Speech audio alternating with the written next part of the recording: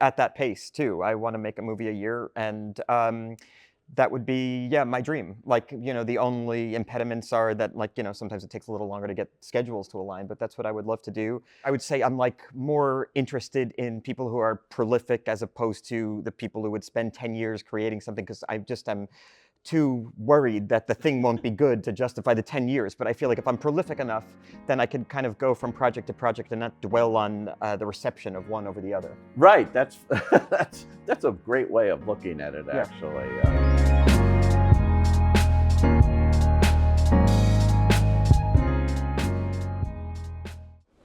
Grandma never pitied herself. In fact, she always told me she was grateful for her struggle. Well, that's just it. What she endured, that gave her hope, right? Yes, in fact, she used to tell me that, first-generation immigrants work some, menial job. They drive cabs, they deliver food. Second generation, they go to good schools, and they become, a doctor or a lawyer or whatever. And the third generation lives in their mother's basement and smokes pot all day. I mean... She said that? I think she was, just speaking generally about, the immigrant experience. I lived in my mom's basement. She was just talking about immigrants. Okay. That's all. Yeah.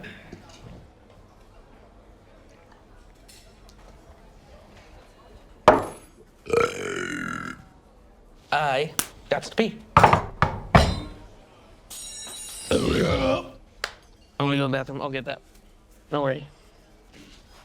PB time. Welcome to Behind the Lens. Well, let's see. He's a director, a screenwriter, a essayist, a playwright, a composer. Oh, you're an actor. Yeah. This is Jesse Eisenberg. Thank you, Pete. Welcome to Behind the Lens. Normally, I would have maybe had you on the actor side, but you are now behind the lens as well on your second film, which is a terrific movie that premiered at Sundance, got critical raves and picked up by Searchlight, and is now in theaters and everyone can see it. It's called A Real Pain. And congratulations, writer, director, and star of this one. That's interesting because your first film, you did not appear in, and you just were behind the camera. Yeah, exactly. And my intention was kind of to do the same thing here. But it's been my experience writing plays for the last 20 years that people are more likely to produce something if there's an actor attached to it. Yeah. And so I have been signing on to do my own plays, almost reluctantly, but just so I can get the momentum going. And so the same thing with this. So after I finished the script, I was thinking I probably just want to direct this and just stay behind the camera. But I knew it would just have more trouble getting some momentum. Yeah, so it's much easier just to put yourself in it. Clint Eastwood went back and forth. Sometimes he's in his movies, sometimes he's not. Woody Allen, the same thing. You obviously worked with Woody a couple of times. I'm wondering if those kind of experiences of working with directors like that who make a movie a year, as he had been doing, rubbed off on you and made you more inspired to direct and... Exactly, and at that pace too. I want to make a movie a year, and that would be, yeah, my dream. The only impediments are that, sometimes it takes a little longer to get schedules to align, but that's what I would love to do. I would say I'm more interested in people who are prolific as opposed to the people who would spend 10 years creating something, because I'm too worried that the thing won't be good to justify the 10 years. But I feel like if I'm prolific enough, then I can kind of go from project to project and not dwell on the reception of one over the other. Right. That's a great way of looking at it, actually. Surviving in this business. Exactly. Exactly. Which do you prefer? Do you have a favorite? Do you like directing? Do you still like acting more? And I mean, I love all of it. I spent the last 3 months in Budapest and Abu Dhabi doing Now You See Me 3. Arguably, it's the thing I would have written and directed the least. It's so far away from the things that I personally make. But I just loved it. I loved the character I played. I loved getting to do these cool scenes on big set pieces. And I just love the whole thing. I mean, the thing that would scare me the most is kind of being stuck doing the same thing for a long time, because I just have a short attention span and many interests. Yeah, I love the Now You See Me movies. Yeah, me too. In fact, when I reviewed the first one, I said, they used my quote, better than Oceans 11, 12, and 13 put together. Really? And that's what Steven Soderbergh, who made those movies, said to me. He goes, seriously? Yeah, really? That Wow. movie? Wow. Because I ran into him and he goes, yeah, you're the one that wrote that. And I go like, well, at the time, it seemed. Wait, he had seen your quote? Mm-hmm. Oh my God. I know, isn't that weird? That is weird. That was on your movie. You'd think Steven Soderbergh, after those movies, wouldn't think he had to defend his movies anymore. He didn't, you know. And I've since reassessed it a little bit. Those are good movies. Yeah, okay. I like those movies. You came to your senses, Perhaps yeah. it was a little too hyped up. Yeah, but you were excited because of Yeah. that magic, all that magic. I mentioned you're an essayist for The New Yorker and things, and you wrote one very funny one several years ago about a review, a movie review, where, you know, and I started to read that, like, being a critic myself, that it was real. And I'm going like, I haven't heard of this movie. Oh, really? Yeah, in the beginning of it, because you sounded like critics I know who go like, I didn't want to like this movie because it was on the other side of town, and I was mad, and you know, I did not want to take the J train, and that rang true for me. I have been apologizing for that essay for 15 years. Have you really? 10 years. Yes. Yeah, I shouldn't have written it. I was just, you know, I'm on the other side of things. And so you sometimes feel like you're being evaluated through somebody's very personal lens. And you don't want your things to be evaluated through that. You want your things to be evaluated on their own terms. Right. And so that was kind of like a satire on that, but certainly not a satire on, you know, general. I thought it was very funny. Oh, thanks. And there was truth in it. That's you can say that and I can't. Do you read your reviews? No, I don't. I mean, A Real Pain has been so well received that I'm occasionally sent something if it's like really great.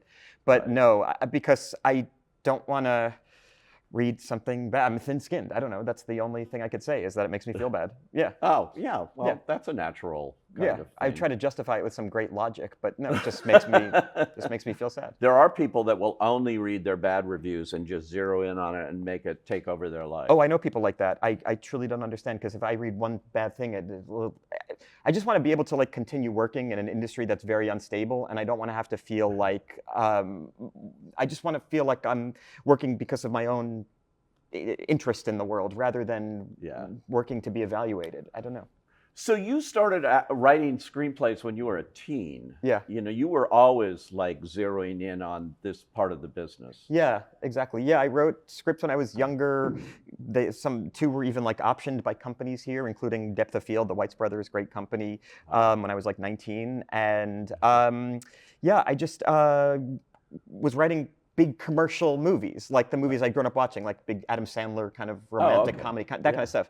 And then at like 22 or something, I gave a script to Bob Odenkirk, who I thought would send it to Adam Sandler and they would get produced that afternoon. And Bob called me and just kind of like eviscerated me, but in a very sweet, paternal way, just saying, buddy, you're a sensitive, thoughtful person. Write something personal. You're 22. You don't need to write this kind of stuff now. Right. You know, he said, this is the kind of stuff that I would get hired to write in 2 weeks. You're 22, you should be an artist, write something personal. And so I changed paths right then, and I wrote my first play, and then just started writing plays every other year and performing them. And it turned into like me, I guess, finding my own voice. And then when I felt, you know, kind of like ready enough to enter this medium where the stakes are higher, where the money is bigger, where, you know, the actors were, you know, are just, you know, I felt I was ready to do movies. Yeah. Yeah, do a movie, and then you did, and you had Julianne Moore and Yeah. Finn Wolfhard. And, Yeah, exactly. So it was a great first experience. I mean, it was very strange. We're shooting at the height of the pandemic on film before vaccines, so we were like capping our days both with film and hours. It was a very strange experience, but yeah, it taught me a lot. And before that one went to Sundance, I made sure to set up my new movie just in case that one wasn't well received. And then my next movie we're shooting in March, which I set up before A Real Pain premiered at Sundance, because you know, you want to strike before the iron is freezing. Yeah. Well, A Real Pain, obviously, you don't have to worry about that because it was, like we said, very well received. But it's a very personal film for you. Yeah. I mean, the movie is both autobiographical and personal, which I kind of which I separate a little bit. Like there's some autobiographical elements. For example, the house that the characters visit in the movie is the house my family lived in up until World War II, and we were able to film inside the house. It was pretty magical, and the kid in the movie is my real kid. And so there's all those like autobiographical elements. All the stories that the characters tell are stories from my family history. Right. But then there's the things I consider personal are really like just the emotional stuff. My character is talking about his relationship to his own grief and to his family and the ambivalence he feels about kind of connecting his pain to the pain of his ancestors and the pain he feels in relationships with family. And so like that's the stuff that really strikes me as personal, although a lot of it is kind of fictionalized. Yeah, but so you shot it in the house, that your family connection. Yeah. Do you just go and knock on the door and say, I want to shoot here? Because I can't imagine you had a connection to whoever was living there. No, and you know what? It taught me more about the movie industry than anything else, which is this. In 2008, my wife and I visited this house because I always wanted to see where it was. And I stood outside of it. It never occurred to me to knock on the door. It never, of course not, ever occurred to me to knock on the door. And then we were in pre-production for this movie, and I wanted to shoot outside, but it never occurred to me to like knock on the door and go inside. And our locations manager said, you want to go inside? And I was like, oh, wait, we can? Can we? How do we do it? And he goes, I'll just go knock on the door. So the guy walks up to the thing, knocks on the door in Polish. He says, hi, we're here. We want to shoot a movie here. Can we come inside? And the people are like, oh yeah, okay. And it just tells me like the weird power of a movie. The movie can go into a town and say, we want to dig up all the front lawns of everybody's yards. I'll be like, wait, why would you do that? Well, it's a movie. Oh, then of course, please. Right this way. And so it's just the absurdity of the power of movies. Well, you have a lot of power, not just on that level, but power to move people and to make a difference in lives, I think, in storytelling. Yeah, no, I agree too, but I don't think that's what they were considering at the time. Yeah, probably not. Well, please come in and make a difference. This deals with the Holocaust. Yeah. We have seen many Holocaust movies over the course of Hollywood history. This year alone, we have The Zone of Interest, nominated for Best Picture, won international film, and many things like that. Yeah. In it, using that kind of subject matter in a very different way, what was your thinking? Well, a few things. My thinking was that I was telling a very personal story of these two cousins who are very specific characters with very specific history. Yeah. The other thing I was thinking of is that if I'm going to make a movie that deals with this theme, this big theme, not only is it a big theme in history, it's a big theme in movies. Right. And that I have to treat it in a way that I've never seen before, for originality's sake. Yeah. And so the characters are going on this Holocaust tour, and a lot of the movie plays kind of like a buddy comedy and a road trip. Yeah. And when the theme of the Holocaust or the history of the Holocaust or the locations from the Holocaust come in, they're seen through the eyes of these two characters. And I feel like it gave me a way in to talk about it in a way that didn't feel like self-important or sanctimonious or like academic or like the kind of movie that has these kind of big themes and they feel like they're doing you a favor by showing you how great they are and and punishing you in the audience for not being as noble as the filmmakers are by showing you this history. This is essentially a buddy comedy. Exactly. It should play like a buddy comedy with these really big themes in the background. Yeah. And that was the goal, that it can be easily watchable but thematically very important. Yeah, and very funny, too, as it goes along. You and Kieran Culkin, he's great in this. Both of you are. When you direct, how do you direct yourself? How do you approach that? I've been acting for so long in film that I have like a pretty good intuition and like a self just intuition of when I'm feeling like I'm doing what I want to do or not. And my entire criteria is if I feel the thing that the character is feeling in that moment. And I feel like if I felt that, it's successful, even if it doesn't exactly look the way I wanted it to look. Right. If I'm feeling the thing, to me, that's a success, and then I would move on after that. So with this one, we were moving so quickly, shooting so quickly that I really didn't even have time to watch playback. So if the camera was on me, we would do a take, and the scene would end, and I would ask the producers, did that look okay? And ask my cinematographer, was technically everything okay? And if they said yes, I would do one more take and move on. I wouldn't watch it back. There was just not a lot of time to do that. Yeah. And then with the other actors, I'm in every scene, so I'm sitting across from them, and I could just gauge if they're doing well. And I got lucky with amazing actors, most notably Kieran Culkin, who's you know, one of the great performances in the year or whatever. Oh, you know, he's fantastic. You had never seen him. No, I didn't. And you never watched Succession? No, I tend not to watch anything that's like popular in the moment, just because I don't know why. I don't know why. It always because I'm a weak person. I don't know why. But basically, I hadn't seen him, and I just had this intuition about him. We had met at an audition in 2009 for this movie Adventureland, and when he came in to audition for that movie, he just started kind of like, the character was supposed to be a little like attacking me and stuff, and Kieran just started like actually physically attacking me, and he was so funny in the audition, and he like took over this room. And so I think in the back of my mind, it was like the relationship we have in this movie, where like, you know, my character is like manhandled by this guy who's so charming and funny and inappropriate. Yeah. And watching Kieran every day was just an unbelievable gift. I'd never seen somebody so engaged with a character that he understood the kind of like strange nuances of shifting behavior in a way that was just seamless. That's amazing. Is he full of anxiety like you say you are, too? Because I heard he kept trying to drop out of the movie before it started. Kieran is filled with a totally different set of issues than me. And when I brought that up to him on set, he said, "Wait, you really thought we were going to be similar?" And I said, "Yeah, of course I thought we were going to be similar. We're from New York. We speak the same way. You know, we have the same sense of humor." And he's like, "We're not at all alike." And so Kieran basically doesn't want to work that much. He doesn't want to leave his kids. He hasn't done a job since Succession except our movie. He won every award for Succession, and the next thing he did was our, at the time, very small movie. Now, of course, it's getting attention, but at the time it seemed like, you know, not a big thing. And he's still not going to do another movie. The next thing he's doing is a play for several months. And so, yeah, he just doesn't want to leave home, doesn't want to leave his kids. So this was something that I was like shielded from, but he tried to drop out of the movie several times because he didn't want to leave his kids. Oh my God. Yeah, came to the set the day before we started filming with his family, so he wasn't even leaving his kids. And they were like on set, and yeah, he just didn't want to talk about the character, didn't want to do any rehearsal.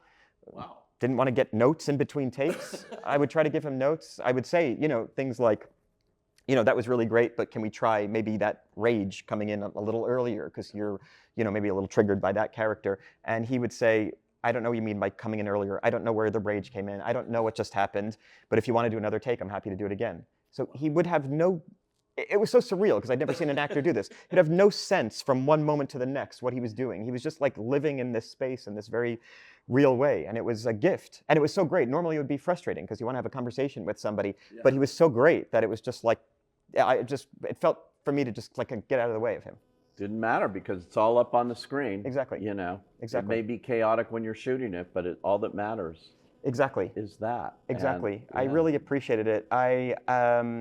You know, he was not the kind of actor to come to me in the morning and say that, you know, he was up late last night reading about the Holocaust, and not the kind of actor who's so eager to tell you about the homework they've done on your film. He was just there. Didn't even know what scenes we're shooting some days. He'd say, what scene are we shooting today? I was like, It's the scene on the train that I've been shot listing for 6 months, that I wrote 2 years ago, that you have a 5-page monologue in. And he would take the script and he'd say, "Okay, what is it?" And he would look at it. And then 10 minutes later, we'd be doing the scene. He was word perfect and brilliant. Wow. He's an unusual and spectacular That is a artist. gift. Yeah. That is a gift. Because I was just reading about an actor who is dyslexic and said, "You have to send me this way in advance. I have to be able, and you can't change anything on the set." Oh, yeah. He's a very well-known actor. And was just the polar opposite of something like that. Has to be prepared because they can't handle all the dialogue. Listen, I think I can't speak to everybody's experience, but I think more people are probably like that person, which is like, yeah, I want to learn my lines a week out or 2 weeks out or a month out or something. Especially in a movie like this, A Real Pain. Kieran is speaking a mile a minute, and it's dialogue-driven movie. Yeah, it's madcap and exactly parts of it. You actually shot in a real camp, in a concentration camp. Yeah. How difficult was that to get permission, and how much did you have to think about what you were doing in terms of the history there? It was a really unusual experience because I felt queasy just writing a scene at a concentration camp, because you set a scene at a concentration camp. I just felt like you feel kind of like a hack because it's like, yeah, anybody could set a scene there and the scene is going to be dramatic. Yeah. You know what I mean? And so I just felt like, I can't believe I'm setting a scene here, but I had to because the movie is about a Holocaust tour. It has to culminate in this trip. And so, so I basically, in the screenplay, I think I wrote like a note to the reader, like there will be no music in this. The characters will walk into this room and they will walk out of this room. You know, basically like just showing how austere it should be styled. And so I sent the script to our Polish producers, Eva Pachinska. Yeah. She produced Ida, Cold War, and Zone of Interest. Jeez. And she said, yeah, everything in the script seems doable. You know, we can get maybe a little airplane set for your airplane scene, and we can maybe work with this airport. And she said, but the concentration camp scene is at $1 million build. I said, what do you mean $1 million build? She said, oh, it's $1 million to build the scene that you wrote. Right. And I said, oh, no, I want to shoot there. And she goes, well, you can't shoot there. They don't let you shoot there. But we'll build it for $1 million. I said, that's a third of our budget. What are you talking about? And so it took about 8 months to try to get permission. Wow. And my attempts, which were varied and weird, which included like me emailing the Holocaust Museum in DC, can you please put me in touch with the Holocaust Museum in Lublin, in Majdanek, was basically, it was 8 months of me trying to express to this camp that I'm trying to do exactly what they're trying to do. Their mission statement is to try to get people to become aware of what this place is. Yeah. And that was my statement too. I didn't want to turn the camp into 1942, you know, exactly. Auschwitz. I wanted to use it for what it is now, which is a museum that deserves and you know, begs to be seen. That they have these tours and things, you That's know, right. and you want people to go there with that in mind, that they're and you know, one of the strange experiences I've had since putting the movie out and meeting audiences is that people want to go there. You know, I mean, it sounds weird to say they want to go there, but people feel, I would say, the kind of responsibility to go to these places. I've been hearing that from a lot of audience members. I always intended to go and I never did. I couldn't work up the courage, but now I see what it is and I feel like it's doable, that kind of thing. It weirdly funny in a weird way, but I heard you saw an ad in a paper that said Auschwitz tours lunch also. Yeah. Like, that's absurd. Yeah, this script was originally set in Mongolia, and it was these two characters going to Mongolia for a series of reasons that didn't pan out. And I was like I was having trouble finishing the script. And an ad came up on the internet for Auschwitz tours, and then in parentheses, with lunch. And so I like clicked on the thing, and it was basically it was an advertisement for basically like a yuppie middle class tour for American retirees to go to the sites of the Holocaust, but while still maintaining the kind of creature comforts of their lives back in Shaker Heights. And so like, I thought like that's the story. It was immediately clear that that should be the story. It's amazing, and it so works, you know, thanks. it really does. In so many ways it could have not, you know. Yes. And you know that as a writer. You know, when I've it's done not that going as to a work, writer. you just throw it away and go like, I don't know where this is going. But this one. No, sometimes I produce them and they still, yeah. Oh my God. What's the one you've got going in March? You already have something lined up? Yes, I think it's going to be leaked probably by a colleague of yours, I think next week. Oh, but okay. yeah, it's set in the world of community theater. And I just write everything that has happened in my life. And so this is a movie about my family and the Holocaust, and the next thing is about my childhood in community theater. But that's just because I'm mining everything that's ever happened to me. They say write what you know. Yeah. You know, which is a good thing. And I think John Patrick Shanley said or something like, I think it was him, that like you spend the first half of your career, or it was Christopher Durang, you spend the first half of your career writing about what you know, and you spend the first half of your career writing about yourself, and you spend the second half of your career writing about other things.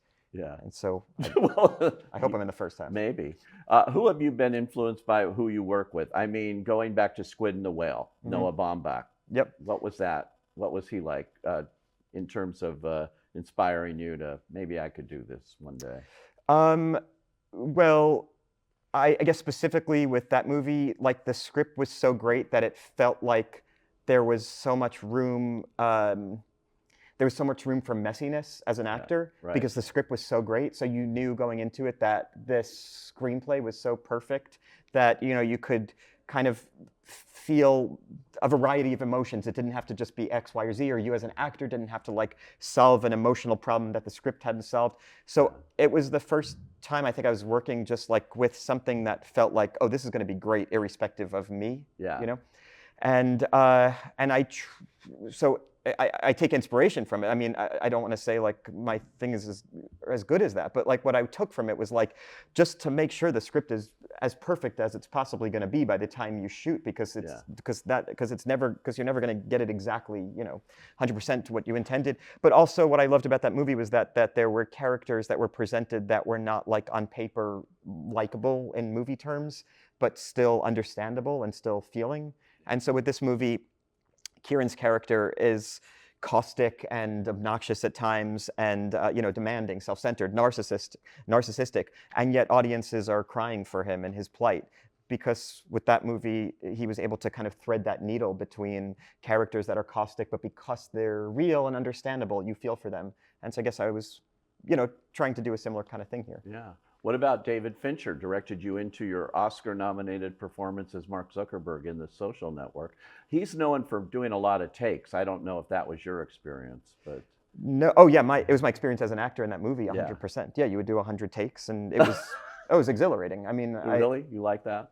Oh, I mean, it was the greatest thing in the world, because like you get to try it a million different ways. Yeah. You know that you never leave a day thinking I didn't get that scene, which is how I leave half the days on most movies. I didn't. If we had another few shots at it, I think I could have gotten exactly what I wanted to do.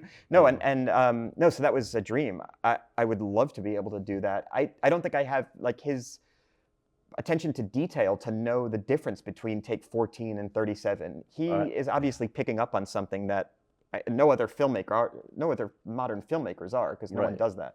So what did I pick up from him? God, I mean, he's the top in his craft in terms of cinematic technique. The only thing, if I was pressed to say what I learned, because it's like what did you learn from playing against Michael Jordan? I don't know. He's just a lot faster and taller.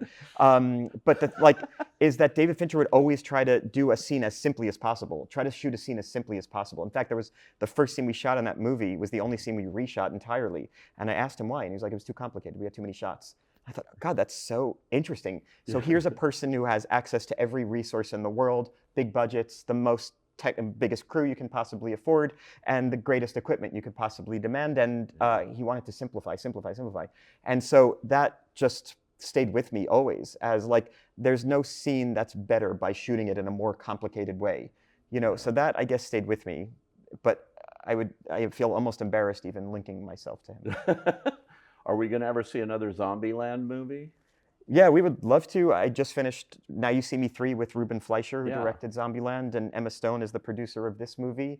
Right. Woody Harrelson is in Now You See Me, and so the gang is all circling each other all the time. Ready to go again? You've done 2 of them, and we're all friends, and we would love to. It's like the movies are like a confection of family and humor and all this sweet stuff, and so it's the kind of thing that audiences might imagine, and they'd be correct in assuming that it was like a great fun thing to film. Exactly, yeah.